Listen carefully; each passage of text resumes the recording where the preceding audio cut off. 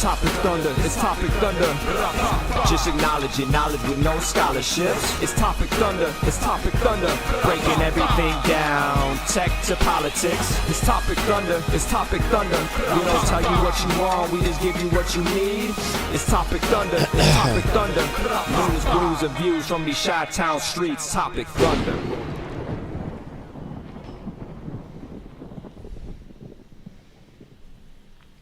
Evening, ladies and gentlemen, and everybody else out there, bots, listening on the internets.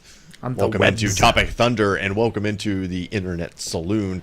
My name is Broox. That svelte man down there is Ben, and we fashion ourselves as info tenders. And if you're not familiar with the show, welcome in. If you're familiar with the show, welcome in. That's right. We appreciate you joining us every week. As always. And what we do is pour conversation. So over the next hour or so, that is exactly what we're gonna do, including the world famous lightning round. And if you don't know about that, hang out, stick around for a little bit. Why don't you pull up democracy a stool? On full display? Oh yes, absolutely. It's the most pure form of democracy, an exercise of, which I guess kind of shades the topic for this episode of Topic Thunder, at least what we're going to talk about. But I didn't send you a link, but I do have a drink.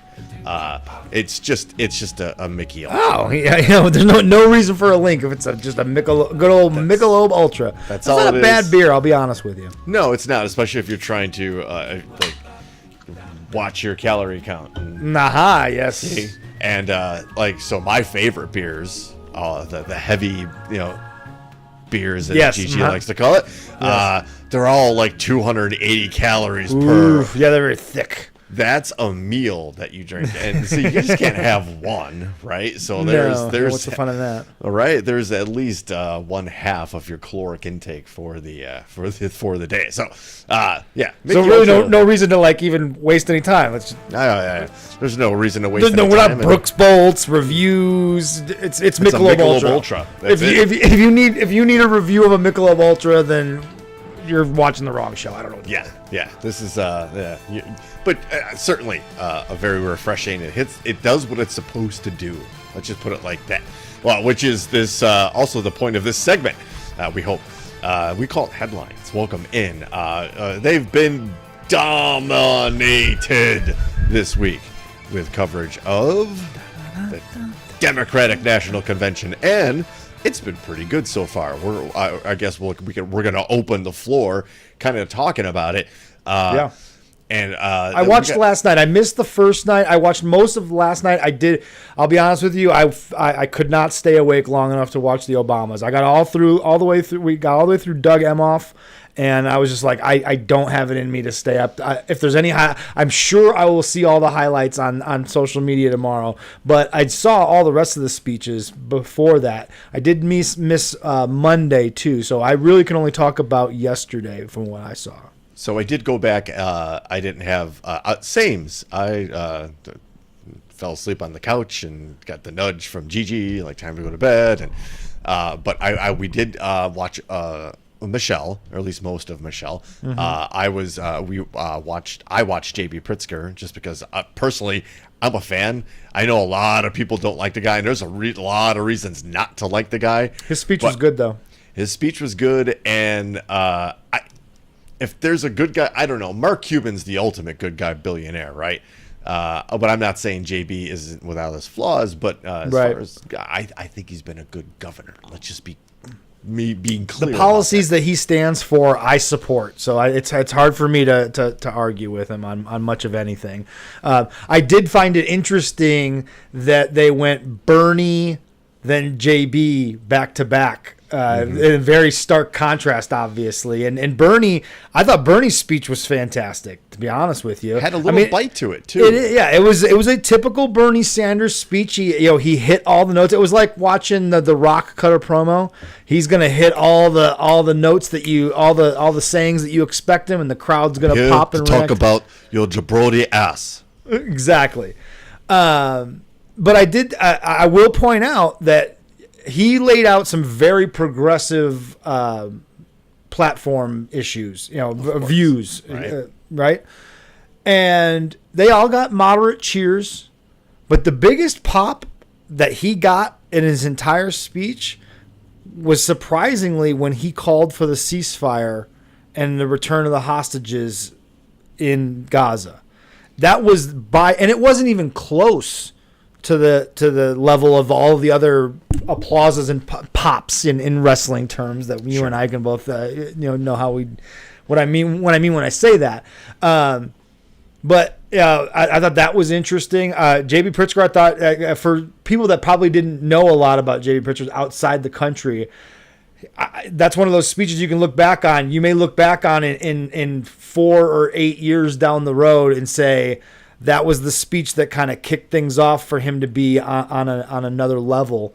Also, the governor candidate from Maryland, her last name her name escapes me at the moment, but she had a great speech. I thought I did not catch that one. She actually got an interesting spot. She went on, I believe, after Pritzker. She went on between Pritzker and Emhoff, somewhere in that time. She got basically the prime time slot. It was the 9 o'clock hour. It was right at the top of the 9 o'clock hour. Okay. But yeah, she gave a great speech as well. You were it was a lot, and for an early riser like you and I both are, dude. I don't have it in me anymore. We were talking about reflecting about on our lives before we came on the air, man. And I can't even fathom staying up till 11 p.m. anymore. Like maybe once in a great while, if I really want to play some video games and I don't want to bother Adrian, I'll stay up and play some video games for a few hours, like into the wee hours of the morning. But I pay for it for days afterwards because my sleep schedule is totally fucked off, man. I'm an old man at this point. Fuck. Yeah, same. And I also I a couple of points here. I just want to check you got really quick. Which we're wanting to do. Gigi and I are we were warned about this. In my role, I was communicating all of the difficulties hosting such a high security event we're going to present, and that's a lot of street closures. That is a lot of like unannounced, what they call rolling street closures, as they transport obvious VIPs to and fro. Right. What I really didn't know is that apparently, just literally over there, like the next building, is the Lakefront W, which is the Westin Hotel. Yes, Yes. There are a lot of dudes walking around with some big guns and bomb-sniffing dogs and you have security checkpoints to park in the parking garage. And so apparently there's a lot of people staying like just over there. They're actually Capitol Police. They're not. So somebody pretty important is staying at that Westin. Several probably. Yeah, probably. Yeah. We think then they're also up the street just a couple blocks here on Ontario at the Omni Hotel.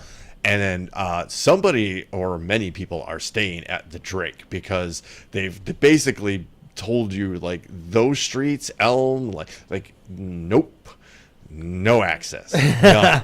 I'm sorry. There has been. I mean, there hasn't been much reporting of any big incidents, which we kind of anticipated that there might be something during this week. And so far, we're midway through the week at this point, and cross our fingers. Nothing has happened or will happen. I think there was one fence that was breached by some protesters on Monday, and they ended up putting. I know I'm jinxing it, but we'll see. Your mic switched again. Yeah, I just saw alert. I got a bunch of alerts apparently.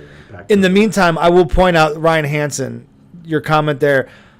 I don't understand psychopaths like you that can stay up till 2:30 and get up at 6:30. Like that, like Vince McMahon. Like they talk about how Vince McMahon runs on like 4 hours. If I have a minute less than 7.5 hours of sleep, I am completely fucking useless. And all like sleep study data says that the idea of sleeping 4 hours is not enough sleep for you to be able to actually function properly. So I encourage you, Ryan, please, man, go to bed early. Get you some sleep. You must be, as Bane would say, a younger man. Because at 48, 48 seasons over here, that's not going to work, Mister. And I actually remember those days. I certainly lived those days where it was 4 or 5 hours and I was good to go. Right. I remember those days fondly. That was 20 fucking years ago. Right. Those days are way behind me. I know better, especially in a performance-based industry where you kind of have to be what you're supposed to be. Anyway. Yes. Security has been tight. So your down thoughts here. on what you saw? Pritzker, you said you liked. Anything else that stuck out to you that you? The enormous and well-deserved, however you feel about her, standing ovation for Hillary Clinton on the first night, who delivered then on another awesome speech. Was impressive. It was almost, I think it was over 3 minutes. It was like 3.5 minutes where they just wouldn't stop. Yeah. And it was, and you saw, and it was like her moment to be like, okay, yeah, we acknowledge that I should have been the 45th president of the United States, right? Right. Had the FBI not dropped that fucking bombshell like literally a week before, 2 weeks, like 10 days, and then quietly just let that put it back in its shelf, put it back on the shelf after that. Oh yeah. But it was the cat was out of the bag, wasn't it? At that point. God damn it! That moment right there. We've talked about this before. And I don't want to, but goddamn, that's the moment that everything shifted. Everything shifted at that moment. But yes, there's some videos that you've got that you want to show. And Biz mentioned something that we didn't cover a whole lot of the Republican National Convention, for obvious reasons. But what you gonna do, brother? We did right, but we did kind of cover some of the highlights and stuff like that. Biz mentioned something that it was really refreshing to see. What did he say? Incredible speakers, and it was absolutely, and the level of energy, yes, duly noted. So thanks to our friends at MSNBC's Morning Joe show, they did a side-by-side comparison of what the roll call was, which was, if you were paying attention last night, I hope if you weren't, it was a bit of theatrics. Do not Google it. Do not Google it right now. But yes, there were. Let's just say the Democrats could throw a party, but putting it side by side with the same roll call from the RNC is very striking. I present. Delegates and alternates, let us commence with the call of the roll of the states. Delegates, are you ready? Let me hear you. Iowa, 40 delegates. Dude, you gotta do it. Good. Right now.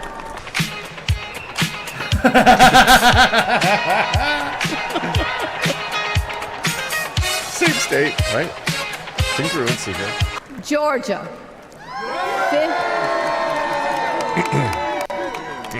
59 delegates. DNC, turn out for what? Turn out for what? Hey, turn out for what? West Virginia, 32 votes. President Donald J. Trump. Party people, come on. TNC, party people, come on. Roll call, party people, come on. TNC, party people, come on. Thank you, delegates. it's time for us to do the right thing, and that They is not to like elect us. Kamala Harris as the next president of the United States of America. A tale of two roll calls. The Democratic National Convention turned into what is usually a lifeless event into a party. Yeah, that's in fairness, in a little bit of fairness, the RNC happened when there was a very different mood in the Republican Party, right? They were fairly certain they were looking at a victory going up against Joe Biden. They were feeling real good about themselves and didn't have to like put on a big show. I mean, obviously that was lifeless. I don't know. I'm just trying to try both sides here, but the Republicans were lifeless. I get what you're trying to say, right? But even if they were coasting, right? Even if they were coasting through it, wouldn't you think the mood would be something more than a mortuary? Yeah, that is the vibe of a casket store that I have to go pick out a casket to bury somebody in.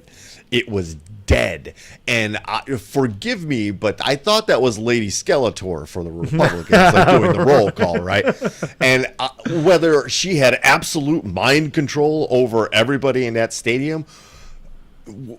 Usually the crowd should be those people have been partying all day. Let's be honest. Let's be frank about this. You're chosen as a delegate because you know somebody, and that's your party. That is you came to Milwaukee, right? And you're out. You're doing celebrating. Everybody's talking. Everybody should be celebrating your party's platform. There should be an energy, a vibe. Guys, we're gonna win this. Yeah. No, it tells you, it is very emblematic of the shift in energy. Yeah. Yes. Exactly. But the difference in energy, the shift in energy in this race. We talked about it last week. I mean, if we didn't live through it, we wouldn't believe it. How quickly this whole thing has turned, and that was emblematic of it. The party atmosphere. And speaking of Milwaukee, the balls, so to speak, on Kamala Harris and Tim Walz to not be at the DNC last night, not at their own party. I love that the news I was watching kept pointing out that Kamala Harris wasn't even at her own party. Like, it was a party for her where she was being nominated. The roll call happened. Like, it was her official. She wasn't even there. She went and fucking filled the arena that the RNC was at the same night that, like, literally up the road, less than an hour's drive, maybe an hour and a half drive tops away. She's also filled the United Center. Like, that was baller. That was two houses in the same night. In the same night. In the same house that you were just in. That you were you packed. Yeah, because that sounded like a packed crowd. And you know that's one of those digs, those shots that they won't acknowledge, but because it's a shot at the ego of Donald Trump, and it's working because he's talking about crowd sizes and he's talking about AI, pointing out, you know what I mean. And Obama, to his credit, Obama may have had the moment of the entire night when he was talking about crowd sizes, and he made the motion with his hands and made that glance. He did the Trump accordion, and then he went. And deliver, like and I know Aunt Chris mentioned it. Such a gifted speaker, and that guy can cut a fucking promo. Yes. Okay, there's no bombast, there's no like Ric Flair woo, but he gets his point across. He's captivating to listen to, and his humor is dangerous. Yeah, it's razor sharp. It allows him to get away, It allows him to get away with some things that make Democrats slightly hypocritical. And this was pointed out to me when I pointed out the cheer that Bernie Sanders got for the Gaza comment, the ceasefire comment. I pointed this out to a friend of mine. And he pointed out the hypocrisy in that got a great big cheer from the people at the DNC last night. But in those same people cheered Obama like a rock star, and the amount of people that Barack Obama killed with drone strikes, it's not. I mean, he killed a lot of people, which we covered, and not on this podcast, but on a different podcast and a different lifetime. So, he also made a comment about not separating children from their families going forward, but he was also responsible for separating children while deporting their parents. So hypocrisy abound, right? And correct. And that's a but it's worth pointing out, and that it is on both sides, and it is an interesting point that I was kind of blindsided about. But when it hit me, I was like, you know what? You're right. Like, we cheer Obama. They cheered Obama like he was a Beatle, so to speak, or he's Elvis. You know what I mean? Like a huge rock star. But why are we holding him on that pedestal? Because he is so incredibly charismatic and knows how to speak in front of a large crowd of people that you lose sight. It's easy to get lost in the sauce with him and forget that he did a lot of things that weren't great along the way, that in retrospect we probably would have protested and been much louder about had those same things happened now than in 2008. I don't know. We talked about him. We talked about the same angst and same this isn't good at that time. But he was also a hugely successful legislative president who was the only one so far to bring any type of public option as far as healthcare in his country, which for some reason is some weird red line you can never ever fucking cross. God forbid, right? He also inherited an economy. Hear me out on this one. Maybe it sounds repetitive because it is. Republicans tend to hand the bag, as they say, over to Democrats when they lose the White House as far as the economy goes. And so what Obama was able to do in that regard, also with at least 4 years of a Democratic House and Senate, and then it flipped, which it usually does during an incumbent presidency who wins. It flips. Usually one of or two of the houses flip, and then that's exactly what happened, which kind of stalled some things there. Okay, obviously I'm an Obama fan, but I could also say, like, once you take that job, yes, you're going to do blood on your hands day one. I will cut him that slack. Yes. So anyway, another thing that should be brought up, and maybe makes a couple of those folks mad. This is a brilliant map of GDP generation per county in the United States. Brought to us by the good folks at the Brookings Institute, where they go ahead and actually, at the bottom, list their sources. Wow. And more than 500 counties won by Joe Biden. Those counties generated 71% of America's GDP in 2018. Those in 2,500 counties won by Donald J. Trump only generated 29% of America's GDP in that same year. But in fairness, this speaks to why the Electoral College is so fucked off. Well, sure. Right? Because if you just look at the chart here, it may be a little hard to read, but Los Angeles, New York, Cook County, Harris County in Texas. Los Angeles County, like New York County. Cook County, obviously. So there's a much larger population centers, larger cities vote Democrat. This speaks to the rural versus urban divide in this country. But I think they point out, I honestly think they point out with like Harris, Texas being traditionally, you would think, red, right? Is Harris, Texas, if that's the Austin area, hold on. Oh, never mind then. It might be. Hold on. Harris County, Texas.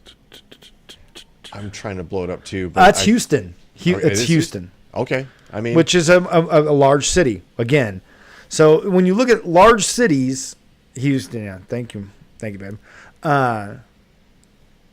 So again, people in large cities vote for Democratic policies because they live amongst a large amount of people. And when you do live amongst a large community of people, you understand much better the struggles and have a better sense of the community as a whole than when you live in a rural area where you may not have as many neighbors. You may come from a town that's got a population of thousands, not millions, and you have a different perspective on what policies are more important to you, right? Like foreign policy is more important to people in big cities because if we were to get attacked by someone, it's not going to happen in rural Louisiana or rural Wyoming. It's going to happen in a major metropolis where millions of people live.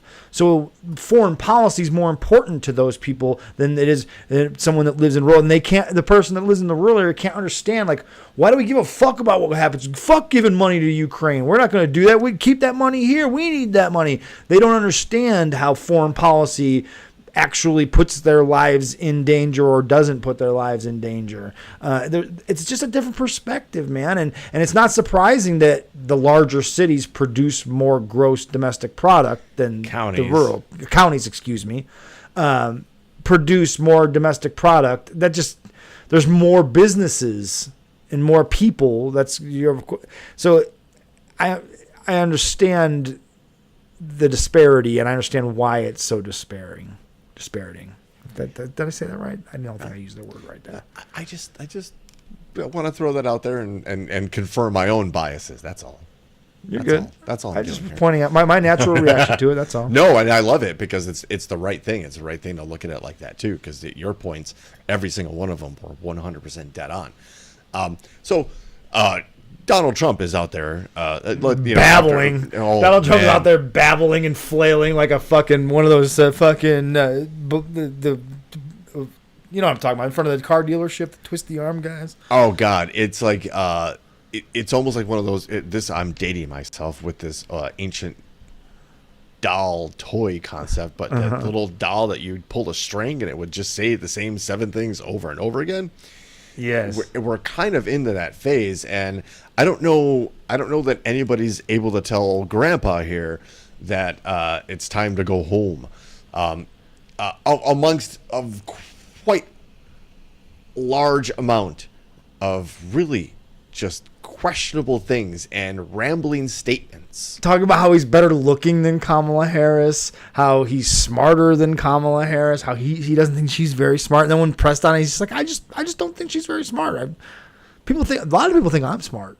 He said that. I couldn't believe it. I laughed out loud. It's always about what other people are saying, and it's always, which is a lie. It's always him completely. That's how you know. Like his giveaways. He sucks at lying because his giveaways are so obvious. When people are saying, nobody is saying, you are saying that. That's all.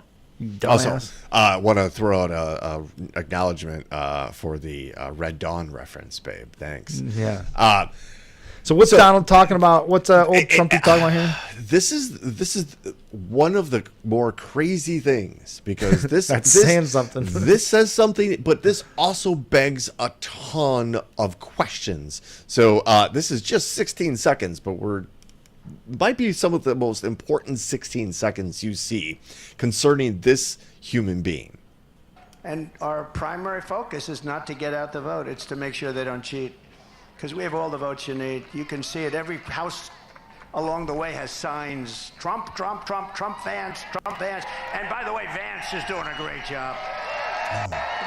That's not. See, that's bull. That's him just spewing lies and bullshit. There's not Trump signs everywhere. What does he mean when he says because we have all the votes we need? Yeah, that's one of those things where he has plausible deniability because he just says stuff. But you're right. If you read into that, and it's easy to read into it. This is a guy that always says the quiet part out loud. He does. He has a habit boisterous, like, this will make me look good. This will make me look cool. He's that careless in what he says. He's by no means measured in any way. No, right? I feel you on that. I think more important to me, what sticks out more to me, I should say, not more important, but what sticks out more to me is that we're already laying the groundwork for the election was stolen. Exactly. It's not about getting out the vote. That's it. He lit that. I was going to circle back to say he says we have all the votes, but he just told his people we're not trying to get the vote out. What do you mean by that? You are literally, you just said, Ben, you are setting up already to accuse the other side when they literally win by a probable, I'm going to say it right now, landslide. I think there's a very good chance that it's a landslide victory for Harris. I think that we're headed that way. It's so going off the rails on the right side. We haven't even covered some of the crazy shit J.D. Vance is going out there saying in front of 63 people. I know. Dude, there's not the fervor that there was, and the crowd size where he's going for these rallies. He's going to very small towns, which, by the way, someone pointed out to me. I don't know how accurate it is. I'll be honest with you, I did not fact check it, but I did see a video that came up on my algorithm today that pointed out that all these stops that Trump is making this week all have ties to the KKK in some fashion. In Michigan, he visited Howell. In Asheboro, North Carolina. All the stops he has are all small towns, and they all have ties within the last decade or two to very famous KKK rallies or being the capital of the KKK in the United States. Arizona, he's going to Arizona. The place he's going in Arizona was once called the KKK capital of the United States. And let's talk about that Friday stop, because on Friday, RFK Jr. is expected to officially step down or end his highly successful bid for the Democratic nomination, and then endorse Trump. We might be talking about that a little bit later. Also, it's something that Ryan Hansen mentioned. He's very reminiscent. We might be talking about something he mentioned too. Not to break up the Democratic right wing, all that kind of fun stuff that we've been talking about here, but it is important to hear what they're saying, because whether or not you go, well, that's just the talk of a crazy person, they mean this. Yes, they do. I saw a great. I forget who it was. It was. She was just. I was just watching it before I came upstairs. She was on the Daily Show last night as the guest, and she talked about how she's an African American woman from Illinois, a senator, I believe, congresswoman, one of the two. Her name escapes me at the moment. Nevertheless, the point that she was making is that you should believe people when they say who they are the first time. When they tell you who they are, believe what they say and who they are, and that, I think that leads to this clip you want to play here. Do not dismiss it as like, oh, that person's just not a serious person or just crazy talk. They're on national television telling you something very important, and you should listen. Yeah, absolutely. So check this out. Let me get the volume up. Here we go. The idea behind the whole document was that the church runs the state. The church and we the people, we are the church. You and I, Eric, are the church. And so we run the state, but the state, the government, has no control over the church. And then everybody's like, oh, well, then you got to let Satanists come in, and you've got to let witches come in, and you've got to let Muslims and Hindu. No, no, we don't. No, we don't. Because America is founded on God Almighty, Creator God, Yahweh. Elohim. We can go on and on. What was that? That is what Believer? we're founded on. And I don't have to honor your religion. I don't have to give you freedom of religion. Freedom of religion is there for us to worship Jesus. It's not for you to come forth. This is bonkers. And so we have that all wrong. And we've had tolerance. Who got that We've wrong? been politically correct. And at what point are we going to say, no, Those are we're not going fundamental to elements of your religion. In the comfort of your home. Tolerance. You can do whatever you want to, but don't come into my government and bring any of that trash in there. And we shouldn't be electing anyone in government, local, state, or federal, that is not a Christian. Bonkers. But that's what they want. There is a large contingent that want Christian fascism brought to this country. Now, you might be asking yourself, well, who was that? Yes. Friends, was Georgia GOP District Chair Candace Taylor. She's actually an elected official in the United States. I don't think she's an elected official. She's just a GOP district chair. Gotcha. I misunderstood what that meant. I don't know if that's an elected position, but it sure sounds like a selected given one. That's crazy talk. That is just a complete lack of understanding of the founding of this country. That is a fucking abomination and an example of how horrible our education system is in this country. If that woman truly believes what she just fucking said, then then her teachers failed her. But these are the people that want to control those school boards and set that educational agenda. They're telling you what they are going to teach you. Yep. They're literally telling you that you won't be allowed here if you're a Muslim.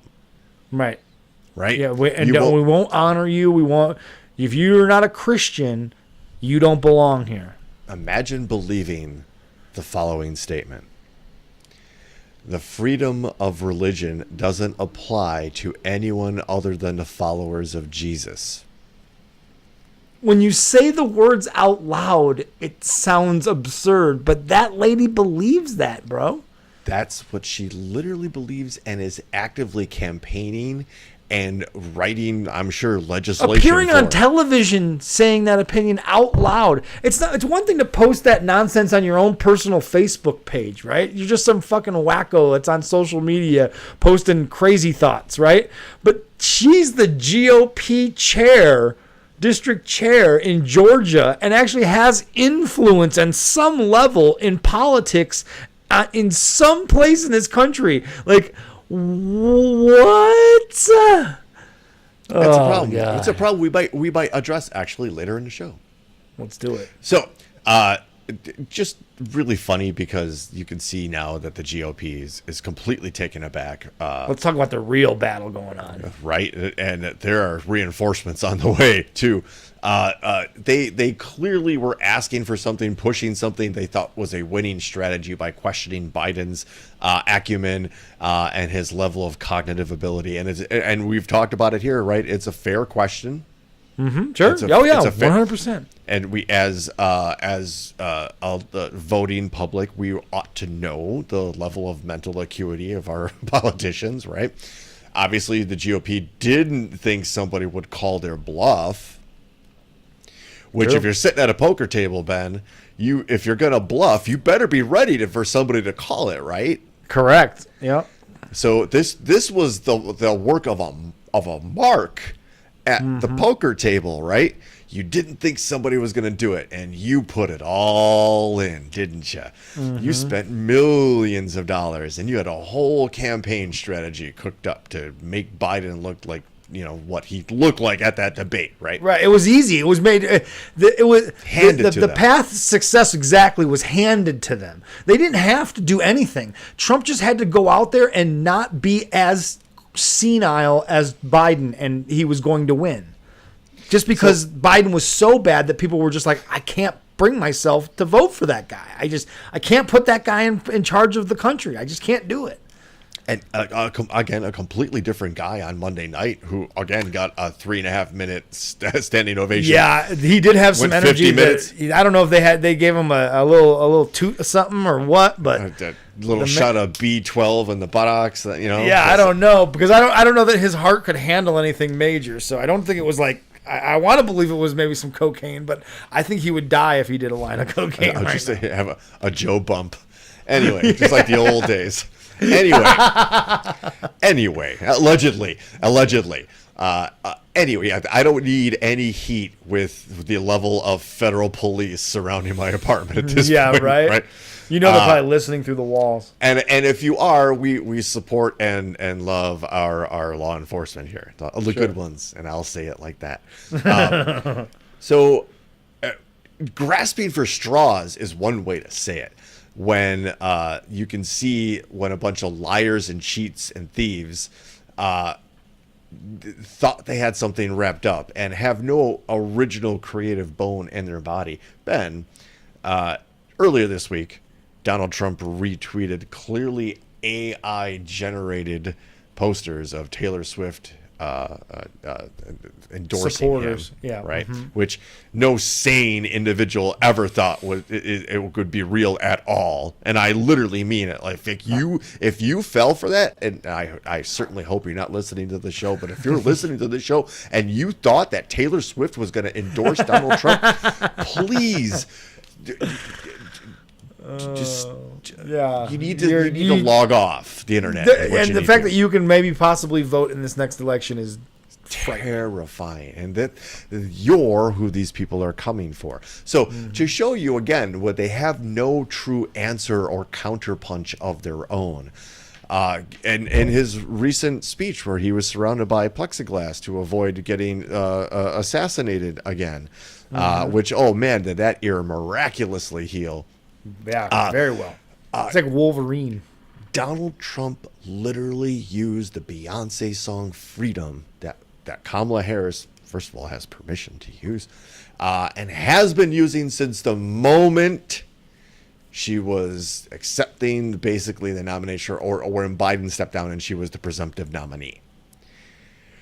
Trump played the song getting off a plane without understanding, I'm sure, what this song is about. Of course not. Yeah, he's never heard that song in his life. Gigi smarted me up to it because I'm not the world's biggest Beyonce fan. Me neither. Not by any choice or that I dislike her. It's just that's not my jam. She's right? Fine. Yeah. I like her. She strikes all my political boxes and stuff like that. It just seems to be a decent person, and that's all you kind of need to do to be in my good graces. This song, if you don't know, is about slavery and police brutality and features Kendrick Lamar, which is a double whammy punch in terms of people speaking to these specific categories and moments in American history. For a known racist who has a vile racist backing, I don't think I'm making things up there. He's just given his campaign trail. He's going out of his way to court the racist vote. Make no mistake. Remember Charlottesville, where marching Nazis ran over a poor innocent young woman, and Trump said there are good people on both sides? Yep. Listen to people when they talk to you and tell you who they are, right? Yes, sir. I can't wait for the legal ramifications from the Beyonce camp. Yeah, let them go after him. And then the eventual... Look, if I was Taylor Swift and I was already considering legal action, because it is for a presidential candidate to basically use somebody else's likeness without their permission in an endorsement, it's actually it's illegal. Yeah, I wonder how that would work, because what it really was is that he retweeted or whatever they do on True Social. I don't know what they call it there. Oh, he's back on Twitter now too, so it was on Twitter. Oh, okay. So there you go. So he retweeted somebody else and said, "There was some." He said, "I accept." Exactly, which I do believe. Again, he does this game where he plays with this plausible deniability where it's like, I was joking kind of situation. He's good in the gray, right? He's really good. He loves to play with the he always gives himself the I wasn't being totally serious when I said that out. When he says and does anything. If I was Mother, Taylor Swift, the minute this story came out, I would have been on the phone with Beyonce saying, when do you want to do something? When do you want to do it? How can we make it most effective? Because they probably, for one, I know Kamala Harris and Beyonce have exchanged phone numbers. There was a famous story that Beyonce's concert for the Renaissance Tour was coming to Maryland, where she personally invited Vice President Harris and First Gentleman Doug Emhoff personally to her show. So there's a direct connection there. I have no doubts that there are conversations being had at the highest levels of these empires of Queen Beeville, and the Swifties, which again have proven their power. And now you're they really are two of the most powerful people in the country, celebrity-wise. Poke the Bayhive? You're gonna poke the Bayhive? He doesn't know what he's doing, dude. He gets such bad advice from people. Like he didn't come up with that. That is not an idea he came up with himself. Be sure of that. Well, he fucked around, and he's about to find out. We will track this story. But there's stuff going on, not only inside and outside this country, but like both. And something that kind of slipped my radar earlier this week, or actually this was just a couple days ago, so it wasn't. But this all right, headline from The Guardian: FBI raids the home of a Russian-born analyst who advised Trump in 2016. Dmitry Simes, whose name I haven't heard of, to be honest with you, before, but whose name appeared prominently in the Mueller report, is puzzled and concerned by the raid in Virginia. FBI agents raided and searched the Virginia home of Dmitry Simes, an author and policy analyst who advised Donald Trump's 2016 presidential election campaign, who currently hosts a current affairs program on Russia's state-run Channel 1. The raid began on the morning of August 13th, while Simes was actually outside of the country in Russia. Funny enough. His name was mentioned and included more than 100 times in the Mueller report and regarding Russian interference in the 2016 presidential election. And he told the paper he was out of the country. He was not notified about a search ahead of time. He was not aware. He never saw a search warrant. He's puzzled and concerned. I was not contacted by law enforcement or anyone else whatsoever. We're going to kind of scroll down a little bit to get a little background on Mr. Simes, who was born in Moscow and immigrated to the United States in 1973.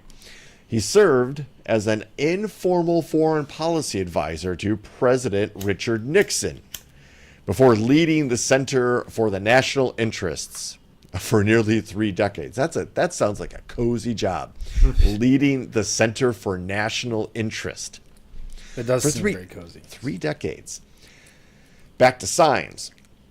After meeting Trump's son-in-law, Jared Kushner, at a luncheon in honor of Henry Kissinger, and there's a lot to unpack in all of that. Yeah. Way back in March of 2016, Simes, again, after meeting Jared Kushner, Simes began providing the Trump campaign with informal counsel on foreign policy, including advising on a speech Trump gave envisioning greater cooperation with Russia. I love that Jared Kushner's at a luncheon for in honor of Henry Kissinger, and he sees this guy it's a pure get up and he sees this guy get up and give a speech, and he's like, "Oh man, you know what? I should introduce this guy to my father-in-law, and he's so smart on foreign policy that we should he should advise Dad." I call him Dad. Hey, Dad. Hey, Dad, I've got this guy I saw at a luncheon. Yeah. And Dad's like, yeah, come on, bring him in. He used to work for Nixon. Oh, that seems legit. Like, oh my God, what are we doing here?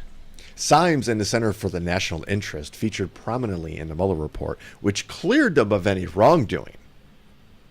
Around the same time, Symes underwent a Senate Finance Committee investigation into his contacts with Russian central bank official Alexander Torshin, who we've covered on the show, and Maria Butina, who we've covered extensively on this show. The Black Widow, so to speak. The same lady that basically slept around the GOP and collected a whole lot of what they call in Russia compromat.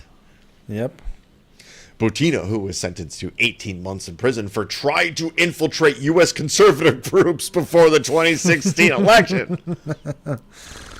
Can we just sit back and just appreciate the slow roll of this Russian plan to take down the highest levels of government they can in this country?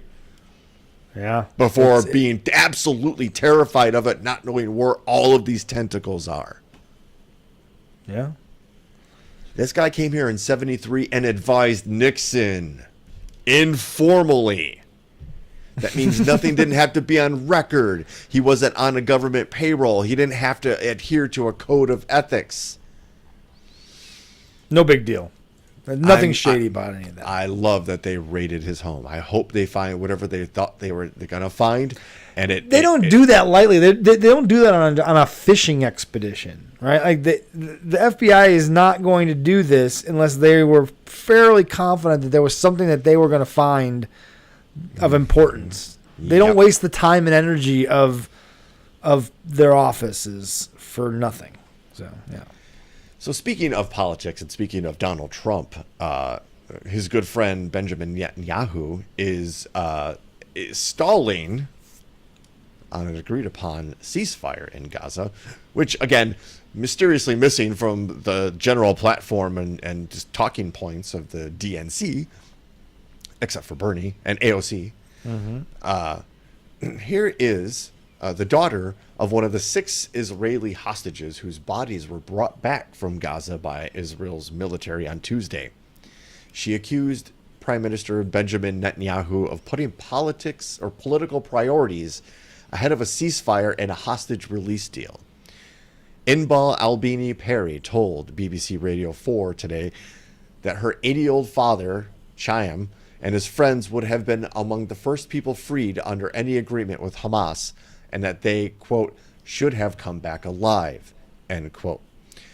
Mr. Netanyahu has insisted that he's making every effort to bring back all of the remaining hostages kidnapped during Hamas's October 7th attack. It's stupid how much time has passed. We're coming up on a year anniversary of that. That is crazy. Time moves so fast. Mm-hmm. Miss Albini Perry says, I don't believe a word he's saying. I want him to say to my family and all the other families, I'm sorry, I was wrong.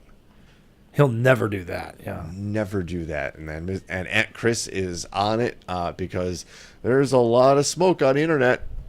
Not just the internet, but on the news streams, I guess you could say, about Trump having something to possibly do with this. Judy Woodruff of NPR, although she did apologize today for being misconstrued a little bit, but she did allude to other reports that Trump may be telling Netanyahu no deal until I'm president, so that he can get the credit for it. That almost sounds like a like Trump move. The same that way sounds he like tanked something he would do. Yeah. The bipartisan border agreement, which would have been the toughest border protection legislation ever passed by U.S. Congress, that was scuttled. Everybody agreed upon it. Mitch McConnell was freaking on board. And it was scuttled because Donald Trump thought it was going to help the Biden administration and Joe Biden at the time get reelected for getting the W. Right. And that's also like he was hoping that we talked about this, the hostage exchange that happened recently and how that was a move kind of to, that was another one of those things that Trump was hoping would happen on his watch so that he could take credit for it. And Biden moved to make that happen. Does Trump have that kind of relationship with Netanyahu where they're having phone calls, you think? Netanyahu is good friends with Vladimir Putin. very cordial, very cuddly in their relationship, is a known war hawk. Really? And, because yes. and we support Israel, knowing that Netanyahu is that cozy with Putin. That's an interesting dynamic I wasn't aware of. You would think that there would be some. Sorry, I wanted to adjust the light there because I was getting dark in here. I'm scared of the dark. They're very cozy actually, and if you just ask a bunch of questions, if Russia. Here's Netanyahu, a war hawk, right? Literally, they're literally here's somebody who, getting your loved one's body back for a proper burial. Usually in the press are grateful, but here's somebody who's literally saying this motherfucker is putting his personal things or whatever his agenda is ahead of just rescuing his people. Yeah, and all you have to do is to get your people back is agree to these things, and to be dragging out like this is so you have a guy who's an ego thing. It's an ego thing. It has to be. But he's also clearly enjoying the genocide that and I said the word genocide, that he's inflicting on the Gazans. When you kill that many kids, it's not an accident. Correct. Right? When you're bombing schools, it's not an accident anymore. Johnny, when you keep lighting the couch on fire, it's not the couch. When you're purposely withholding food and medicine from innocent people that are victims of war violence, you cannot take the high ground anymore. Yep. You cannot take the high, you know what I mean? The high road is what I meant to say. To have one of your citizens is basically calling you out for this is good for her, man. Good for her. That's a very brave woman right there. And, fuck yeah. Just to really follow up with that Ukraine story that just keeps going, doesn't it? If we just would have given them everything they needed at the beginning, we wouldn't be here. But anyway, we're here. For the second time since the war started, Ukraine yesterday sent a large number of drones toward the Russian capital of Moscow. This on top of their incursion into the Kursk Oblast, which nobody thought was possible, which we'll talk about in just a moment. Just today, well, yesterday, I guess, in Russia, Ukraine attacked Moscow on Wednesday with at least 11 drones that were shot down by air defenses in what Russian officials called one of the biggest drone strikes on the capital since the war in Ukraine began in February of 2022. The war, largely a grinding artillery and drone battle across fields and forests in eastern Ukraine, escalated on August 6 when Ukraine sent thousands of soldiers over the border into the western Kursk region. We're going to scroll down a little bit because that's not the craziest thing in this story.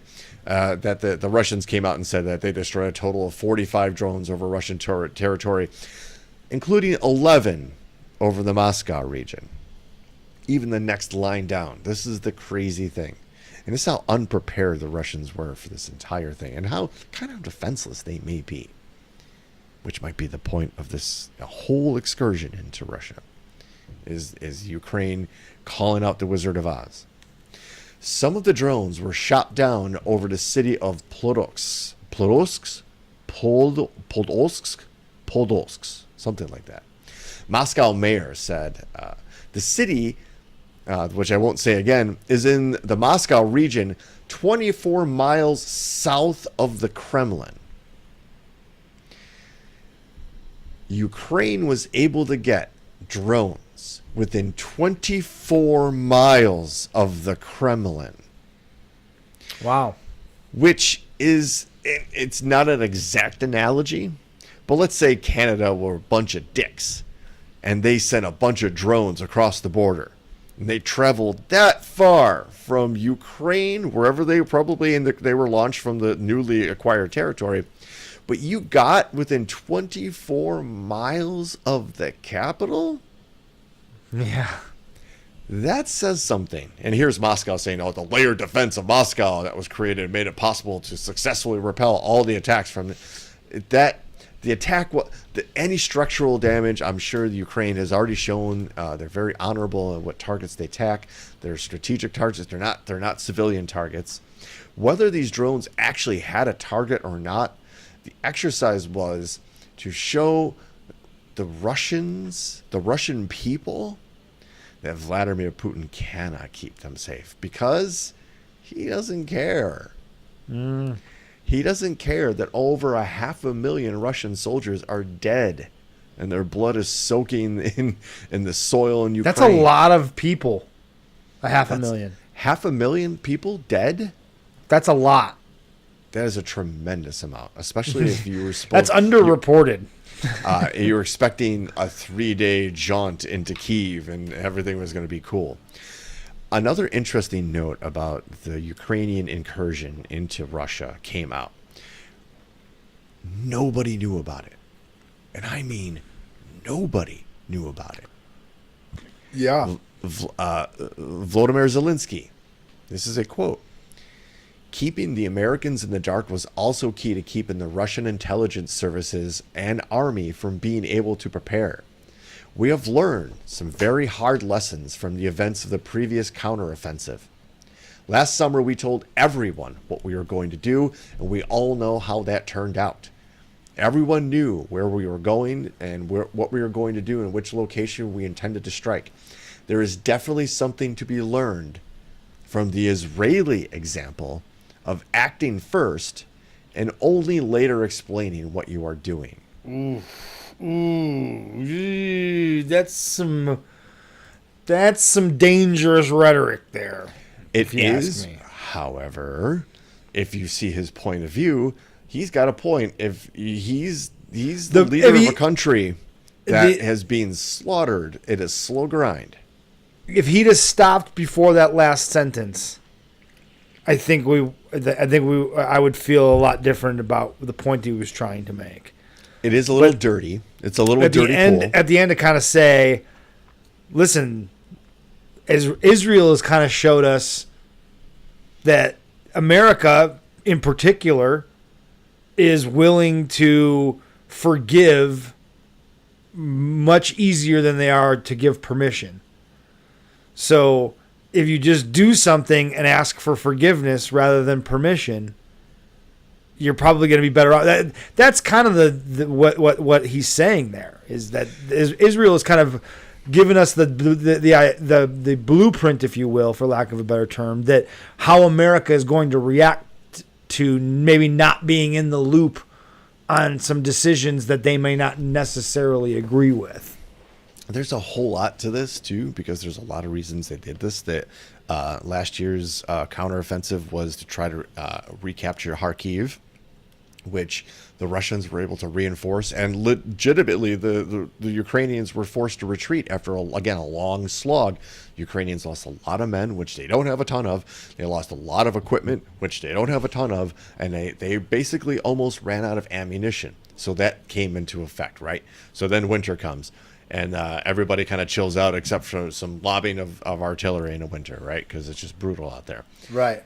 Here comes the American Congress that basically freezes an aid package that then allows Russia to restock, resupply, reposition themselves and dig in to now what is their offensive counterpoint in the southeast of Ukraine, where the Ukrainians kind of attacked the Kursk Oblast is like northeast. Gotcha. So the double betrayal from their supposed allies, as if you're the leader of that country and your people are being raped, kidnapped, slaughtered, tortured, killed. Yeah. Hospitals are being bombed. Like you learn, like he said, a real hard lesson. So while you're right, he tactfully could have not said that last sentence, but I also think that was like, hey, we don't know who's going to win that election, and if one guy takes office, then we're screwed.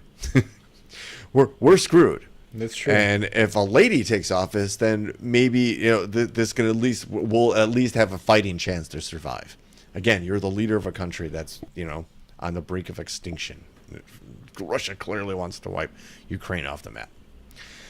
Dude, this next story is... I'm glad we're going to get the time and talk about this, because there is something goofy going on here with this missing boat and this whole situation here. So I inform me as best you can of what the fuck is going on with this whole nonsense. If you're not familiar, from our friends at The Guardian, Italian investigators are trying to establish why a Bayesian superyacht sank so quickly.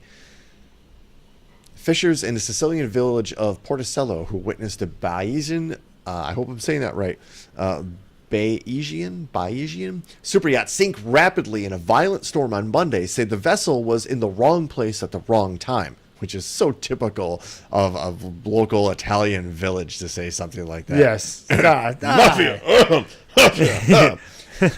But for Italian prosecutors investigating the incident, their focus is on whether the captain and crew took all necessary safety measures to prevent the tragedy. Prosecutors from the nearby town questioned the yacht's captain, 50-year-old James Cutfield from New Zealand, for more than 2 hours on Tuesday. Divers scouring the wreck have reportedly found the bodies of 5 missing persons.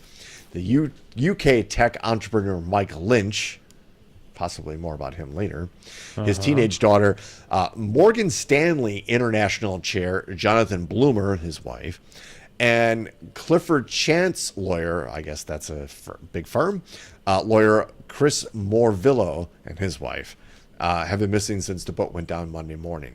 The body of the yacht's chef, Ricaldo Thomas, was also located shortly after the vessel sank.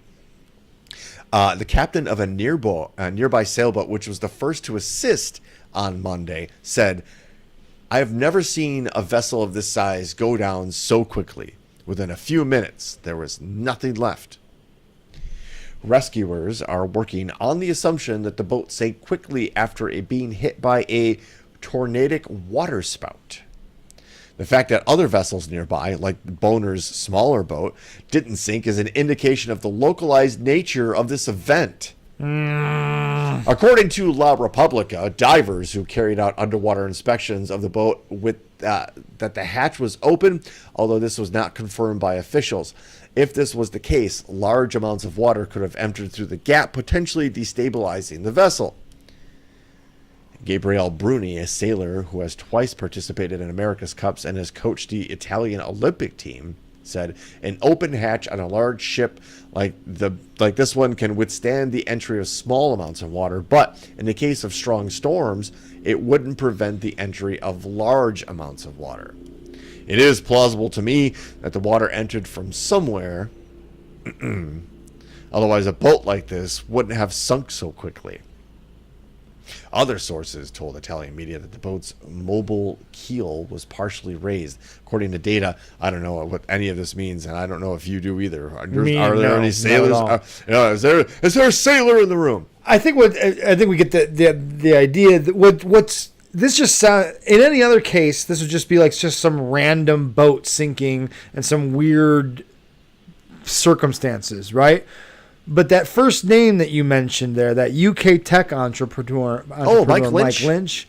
Oh, there's a little like when you take into account this story along with that story, a larger, weirder story starts to come clear here. Also from The Guardian, Mike Lynch's co-defendant in a U.S. fraud trial was fatally struck by a car while jogging. Stephen Chamberlain was the VP of Finance for Autonomy, the firm co-founded by British tech tycoon missing not at this point. Not anymore. Yeah, we know where we found him. He's with the fishes. Yeah. Stephen Chamberlain, once Mike Lynch's co-defendant in a U.S. fraud trial, had died after being hit by a car while out running in Cambridgeshire, which is the most English town name ever. His lawyer said Chamberlain, former vice president of finance at the British software firm, was hit Saturday morning and had been placed on life support. On Monday, Lynch was reported missing from his yacht. We covered that story. Right. Lynch, the lawyer added, he was unparalleled integrity, and we will deeply miss him. Your mic changed again. This is problematic. Something must change. But yeah, it is. There you go. You're back. Yeah. It is weird, right? Like this may just be a coincidence. These two separate things may just be weird, tragic incidents. But so about this fraud trial, right? Chamberlain and Lynch were co-defendants in a fraud trial over the sale of autonomy to Hewlett-Packard way back in 2011 for a cool $11 billion. The pair faced the same charges of fraud and conspiracy for allegedly scheming to inflate the company's value before it was sold. Both men were acquitted of all 15 charges by a jury in San Francisco in June. 2 months ago. Just 2 months ago. After leaving the company, Chamberlain worked as a chief operating officer for a cybersecurity firm and volunteered as finance director for League One football club Cambridge United. Wow. What are the odds? What are the odds? What are the odds, Ben? I'd say they're pretty bad. But that's just me. Yeah. Really quick, and as there's going to be more. This won't be the last time we want. Yeah, we will. We have reporters that are actively. They have the hat with the press thing. Press written in Sharpie, of course. Yes, a little fedora. Yeah. Really quick. I thought this is a very interesting story, and maybe gives us a little more hope. Can we train ourselves out of believing in pseudoscience? Spanish researchers say there's a chance that we can interrupt and or stop a person from believing in pseudoscience, stereotypes, and unjustified beliefs. These beliefs, called casual illusions, can lead to a person to unhealthy or irresponsible opinions. So researchers sought to train kids from 40 high schools about scientific methods and control conditions. They say over their pilot study and a 6-month follow-up, they were able to provide a reliable form of debiasing the kids against casual illusions. Interesting. They're talking about making people media literate. Yes. Not only media literate, but just being able to go through a critical thinking process. And educating yourself about a subject. What is being said here? Is it true? Do I have evidence to back this up? What is the conclusion? I think it's a hypothesis and then a conclusion. This is what I think is going on, and this is what I found out is going on.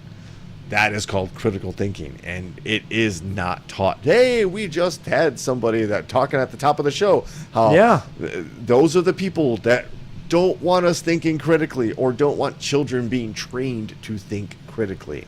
Yes, exactly. And it shows you that what I think is great is that you can interrupt or stop a person from believing in this stuff. So when people say you're wasting your time when you try to inform someone that there's something that they believe is incorrect or not factual, I get this a lot. Honestly, for me, this is reassuring. I'm glad you brought this to my attention because it makes me feel better about my presence on social media. Is that I have seen it happen, so I knew that this was the case. I have changed people's minds when presented with new information, when they discovered that what they believed wasn't true and they switched their opinion. I've seen it happen. I know it's possible, but so many times I've been criticized and told and demeaned as wasting my time and don't you have better things to do? Like, it doesn't take that much effort. B, it doesn't take that much time. And C, I see the societal benefit of the people in my circle of influence, or at least the people that I have some sort of influence on. And they call themselves my friend in some way. I feel obligated to let them know that something that they believe in and they're going around spreading is not factual. I think we should encourage more people to do this. We should have these discussions. Not, that's just him. Let him believe whatever he wants. No. When it comes to science and stereotyping and unjustified beliefs, they affect other people around you. Like when you have these unjustified beliefs about transgender or LGBTQ people. Or the moon. Although I have my doubts. Whatever. But you know what I'm talking about. Yeah, there you go. But yes, we can intervene, and we should intervene. And like you said, the idea that these people, these psychopaths, these Christian psychopaths that want to overtake the PTAs and the school boards, they want to reform the way we're educating our children. They want to put religion in the classroom instead of science and real world and not stereotyping and having open discussions and being open to other people and other cultures and not being closed-minded. This is the exact opposite of what they want. So it's possible. So there's your hopium. Yes, hopium. I like that. There you go. A little shot of hopium. So one of the main concerns about a lot of the people on the right side of the aisle, the former GOP, because that, let's just be honest, that doesn't exist anymore. You might as well just call it MAGA. Right. Is this weird obsession with infiltrating the DNC. Oh, yeah, Matt Walsh did it. I Matt posted Walsh this got on, popped. yeah. Matt Walsh got popped. Well, Mike Lindell decided to do the same damn thing. And I just honestly don't get the cosplay make-believe you're on some sort of like spy intelligence gathering mission. To further cement how crazy this was, Mike Lindell shaved his mustache. The MyPillow guy shaved his mustache in order to be more incognito. Watch him here as he get called out by what appears to be an 11-year-old. That's in your state. You want to know more in your state? So they just found 257,000 votes. This happened last week. A judge ruled in Georgia that are missing from the 2020 election. So this just came out. You're behind. You should. So your source is Trust Me, bro? That's your source? The source. It's in your papers in Georgia. You need to read your news. You haven't given me any last name. You need to read your news. No, this is your Georgia news. Yeah. This is your Georgia. This is your Georgia. Thanks, buddy. Have a good day, sir. Let's keep walking. First of all, what are you By the doing? way, I want that kid to give me all of my news. So your sources are just Trust Me, bro? Like, dude, he was not scared to tell that guy he was full of shit. And what kind of man are you that you go right to a kid and start talking election and 250,000 votes and you don't know you're A, that's bullshit. But B, yeah. Was that Jack Ruby? I kind of looked like the hat, right? Hey, we know what you came here for. We know where the bread is buttered. It's in the lightning road! Folks, it's my dad's favorite segment. And if you're new to the show, first of all, thank you. If you're not new to the show, also thank you. But hey, really quick, smash that like button. Share the link. Tell your friends. But smashing that like button drives traffic on the internet. It helps us out tremendously. Do that as I explained the rules for the lightning round. If you're new, folks, we're going to read 3 stories. They're called They Enter the Thunderdome. And you, the people, will vote on what story we cover and what gets read. I see the lightning bolts in the chat zone already. So, folks, without the usual dilly or dally, we're going to head right to headline number 1. Tasmanian woman in court over viral trout sex video. Oh. Whoa, that took a turn. Headline number 2. Man in hospital after being slapped in the face by a whale's tail. That does seem like a really bad day. Yeah. And headline number 3. Man who faked his own death by hacking into the death registry to avoid paying child support was recently sentenced to 6 years in prison. That's a good one. And I can also I could also break the fourth wall and tell you that one was provided by a listener. That was a listener submission for us. So thank you, Lockport Joe, for that quick submission. So, folks, as you're sitting there kind of contabulating, yeah, you got to take those in because those are 3 very different headlines, and there are multiple contenders. This should be a fairly even. Although I say that, and it always ends up being like one runs away with it when I say that, but whatever. But let's give it one more time. We like to tell people. Let them soak it in, hear it one more time so they can really make an informed decision. Again, if you're going to vote, make an informed decision, right? We have no problem. This is like, fuck your informed decision. I already have a vote. I'm voting number 3. Headline number 1. Tasmanian woman in court over viral trout sex video. That's a goddamn winner. There's a lot in there, right? Yeah. Headline number 2: Man in hospital after being slapped in the face by a whale's tail. I doubt that's going to win, but I will say this just in reference. I've always been frightened of whale watching because I always thought and then there's a video of this of a whale breaching and then landing on top of the boat that I'm on, and then I'm in the ocean with a giant whale, and I would panic and have a heart attack and surely die. I'm right there with you. We've already covered about how the orcas treat boats too. So yes, we don't want to mess with the whales. Yeah. And then headline number 3: Man who faked his own death by hacking into a death registry to avoid paying child support was sentenced to 6 years in prison. What a scumbag. Folks. Yeah, that's that's not a good investment. No, men who try to avoid paying child support are just garbage people.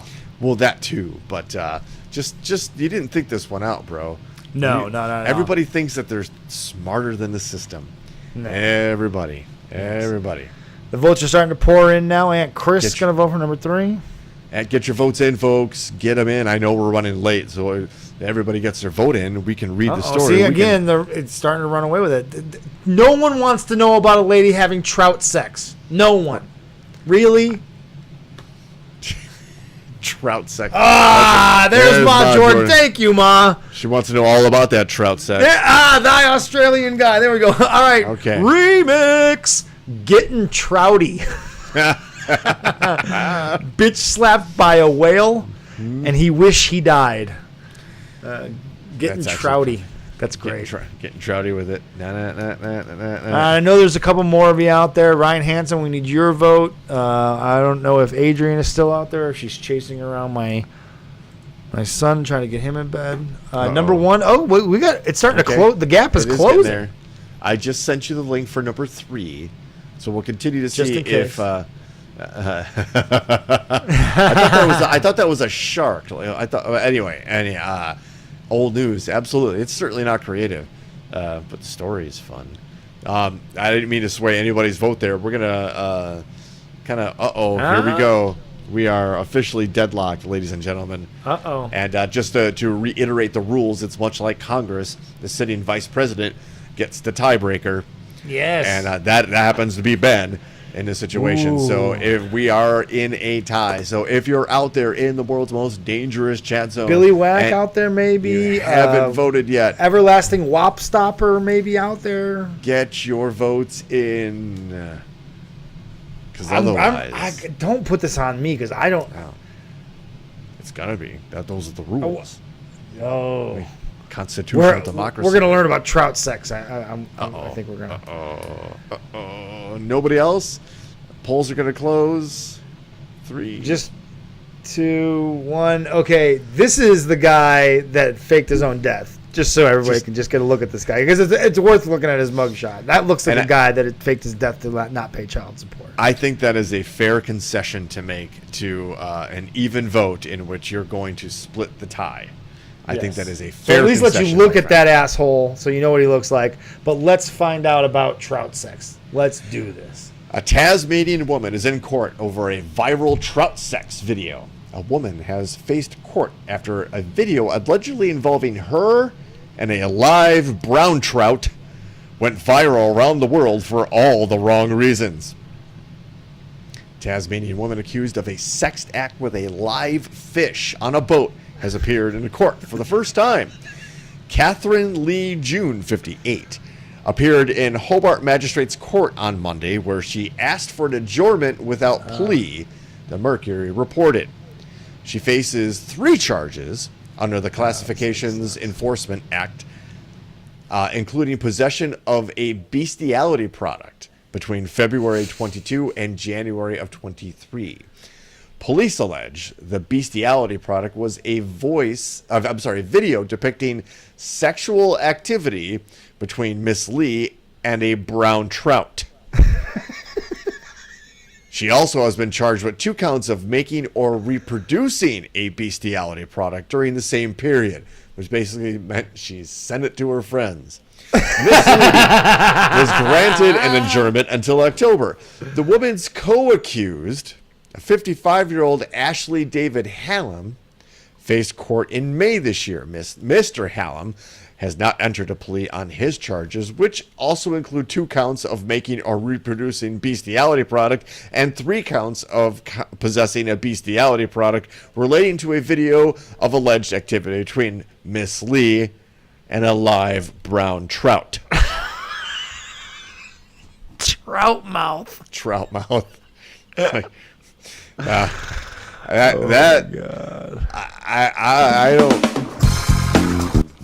I'm glad I grew up in the time before cell phones and everybody had a camera. Miss Lee did too, because at least I have some sense of like, okay, there are things that should be on camera and shouldn't be on camera. I think I've had a pretty good policy amongst that. I'm happy to advise Miss Lee and Mr. Holland going forward. That was Topic Thunder, like 168, I think now by my count.